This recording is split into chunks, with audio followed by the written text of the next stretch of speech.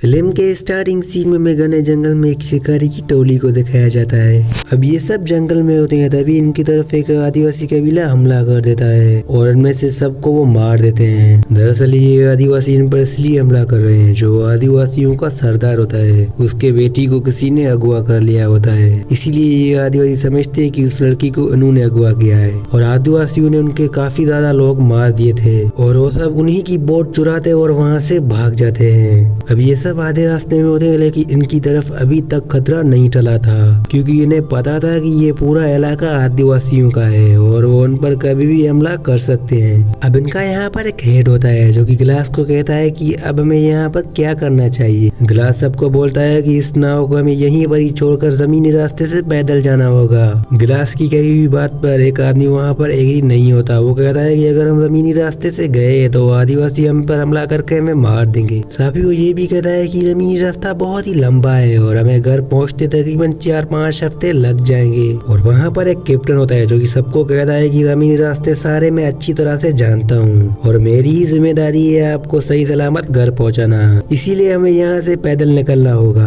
अब ये सब ये डिसाइड करते हैं कि ये सब जमीनी रास्ते से जाएंगे। फिर वो अपनी बोट खड़ी करते हैं और जमीनी रास्ते से निकल जाते हैं और बोट को पानी में खुला छोड़ देते हैं ताकि ये आदिवासी इनकी तरफ ना पहुँच पाए। अब ये सब के सब जंगल के रास्ते से अपना ट्रेवल स्टार्ट कर देते हैं और यहाँ पर सबसे बड़ी प्रॉब्लम इनके लिए ये है कि यहाँ पर ठंड बहुत है और उनका रास्ता भी कई हफ्तों का होने वाला है। उनके पास और कोई रास्ता भी नहीं होता और वो ठंड का सामना करने के लिए एग्री हो जाते हैं। फिर वो निकल जाते हैं। अगली सुबह हमें दिखाया जाता है कि वो आदिवासी अपनी बोट तक पहुँच चुके हैं और आदिवासी ये समझ जाते हैं कि ये जंगलात के रास्ते से पैदल गए हैं। फिर वो भी उनके पीछे निकल जाते हैं। तभी एक आदिवासी अपने सरदार को कहता है कि ये निशानात वेस्ट की तरफ जा रहे हैं। फिर वो सभी आदिवासी उन निशानों को फॉलो कर वेस्ट की तरफ निकल जाते हैं। दूसरी तरफ हमें शिकारी की टोली को दिखाया जाता है जो कि तेजी से अपना ट्रेवल कर रही होती है और एक जगह वो अपना टेंट लगाते हैं और उधर ही वो अपनी रात गुजारते हैं। अगली सुबह ग्लास सबसे पहले उठता है। वो अपनी बंदूक लेता है और जंगल में टहलने के लिए निकल जाता है। तभी ग्लास को फील होता है कि उसके आसपास कोई है, तो ग्लास फौरन अलर्ट हो जाता है। फिर वो जैसे आगे की तरफ देख रहा होता है तभी पीछे से उन्हें बालू अटैक कर देता है। वो बहुत ही बड़ा बालू होता है। ग्लास की बंदूक गिर जाती है और उन्हें पूरी तरह से बालू जख्मी कर देता है। ग्लास बहुत ही जख्मी होता है। वो कैसे भी कर अपनी गन तक पहुंच जाता है। वो उस बालू को गोली मारता है, लेकिन गोली का इफेक्ट उस बालू पे नहीं होता क्योंकि उस बालू की खाल बहुत ही मजबूत है। फिर ग्लास बालू पर चाकू से हमला करता है, जिसके बाद बालू आकर उसके ऊपर गिरता है। तभी वहाँ पर ग्लास के साथी आ जाते हैं। वो जैसे आते हैं तब पाते हैं कि ग्लास पूरी तरह से जख्मी है। उसके गले से काफी ज्यादा खून निकल रहा था। दरअसल उस बालू ने बहुत ही बुरी तरह से उसके गर्दन पर काटा था, जिसकी वजह से उसके गर्दन से बहुत ही खून निकल रहा था। साथ ही उसकी एक टांग भी टूट चुकी है, यानी कि वो भी चल नहीं सकता। दूसरी तरफ हमें आदिवासियों का सीन दिखाया जाता है जो कि जंगल में प्लान कर रहे होते हैं कि इनको कैसे भी करके हमें मारना है। दूसरी तरफ हमें दिखाया जाता है कि ग्लास के लिए वहाँ पर एक स्ट्रक्चर बना देते हैं और उस स्ट्रक्चर पे ग्लास को बिठाते हैं। फिर वहाँ से निकल जाते हैं, लेकिन आगे बहुत ही चढ़ाई वाला रास्ता है जिससे ग्लास को ऊपर ले जाना बहुत ही डिफिकल्ट होगा इनके लिए। तभी इनमें एक आदमी होता है जो कि सबको बोलता है कि गिलास के मुंह पर कपड़ा रखो। दरअसल वो गिलास को गोली मारने वाला था क्योंकि उसे लगता था कि गिलास अब नहीं बचेगा, इसीलिए वो उनको मारने वाला था। तभी वहाँ पर 2 आदमी कैप्टन को कहते हैं कि गिलास को छोड़ दो।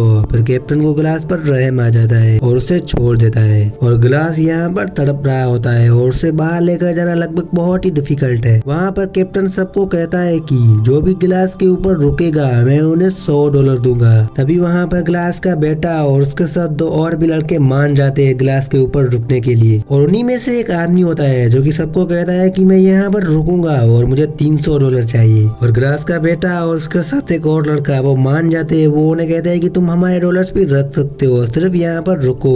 फिर वो तीसरा आदमी भी मान जाते हैं वहाँ पर बैठने के लिए। रात को हम देखते हैं कि ग्लास की हालत बहुत ही खराब है। तभी वहाँ पर एक आदमी आता है जो कि फ्रीजर को कहता है कि यहाँ से 200 मील दूर आदिवासी यहाँ पर आ रहे हैं। तो फ्रीज फौरन उठता है और बोलता है कि कहाँ है आदिवासी। फ्रीज उस आदमी को कहता है कि मैं ग्लास को कहीं भी छोड़कर नहीं जाऊंगा, क्योंकि हमने अपने कैप्टन से वादा किया है। इसके बाद वो जो तीसरा आदमी था वो ग्लास को बहुत ही बुरी तरीके से घसीटते हुए गड्ढे की तरफ लेकर जा रहा था। फिर वो आदमी ग्लास को गड्ढे में डालकर ऊपर से मिट्टी फेंकने लगता है। वो आदमी फ्रीजर को कहता है कि हमें पता है कि ग्लास 2-3 दिन में मर जाएगा, इसके बाद हम अपने डॉलर्स कैप्टन से जाकर लेंगे। वो आदमी फ्रीज को लेकर वहाँ से चला जाता है, लेकिन फ्रीज को पता नहीं है कि ये आदमी झूठ बोल रहा है, यहाँ पर कोई भी आदिवासी नहीं आ रहे हैं। अब यहाँ पर ग्लास पूरी तरह से अकेला है, उसके लिए कोई भी यहाँ पर नहीं रुका। फिर ग्लास एक सूखे हुए ढांचे से मांस निकाल कर खाता है। फिर ग्लास रगड़ता रगड़ता पहाड़ी की एक चोटी पर पहुंच जाता है। वो जैसे नीचे देखता है तो पाता है कि वहाँ पर एक नदी है। फिर वो नदी के पास जाता है और वहाँ से पानी पीने लगता है। फिर रात को ग्लास कैसे भी करके वहाँ पर आग लगाता है, फिर वहाँ पर सो जाता है। और ग्लास इस नदी पर काफी दिन गुजारता है और वो वहाँ पर सूखा घास खाता है और पानी भी पीता है, जिसकी वजह से वो यहाँ पर जिंदा रह चुका है। तभी वहाँ पर एक आदिवासी आ जाता है जो कि ग्लास को मारने ही वाला था। तभी ग्लास पानी में छलांग लगाता है और पानी में से तैरते हुए बहुत ही आगे जाता है और वो एक किनारे पर रुकता है और वो वहाँ पर कुछ दिन गुजारता है। फिर हमें दिखाया जाता है कि ग्लास एक पेड़ के पास में सोया हुआ है। तभी वहाँ पर वो आदिवासी पहुँच जाते हैं। वो उसको काफी ज्यादा गोलियां मारते हैं, लेकिन वो घोड़ा लेकर वहाँ से भाग जाता है। तभी वहाँ पर एक बहुत ही बड़ी एक खाई आती है और ग्लास सीधा घोड़े समेत उस खाई में गिर जाता है। इस इंसिडेंट के बाद घोड़ा तो मर जाता है, लेकिन ग्लास वहाँ पर जिंदा था। लेकिन ग्लास यहाँ पर ठंड से नहीं बच पाएगा। फिर उसके दिमाग में एक टेक्निक आती है। वो घोड़े के पेट को चीरता है और उसमें से सारे सामान बाहर निकालता है। फिर वो उस घोड़े के खाल के अंदर बैठ जाता है, जिसकी वजह से उसकी जान भी बच जाती है। इसके साथ इस मूवी का यहीं पर ही एंड होता है। दोस्तों मैं उम्मीद करता हूँ कि मूवी एक्सप्लेनेशन आपको पसंद आई होगी। अगर पसंद आएगी तो मेरे चैनल को सब्सक्राइब, वीडियो को लाइक कर देना।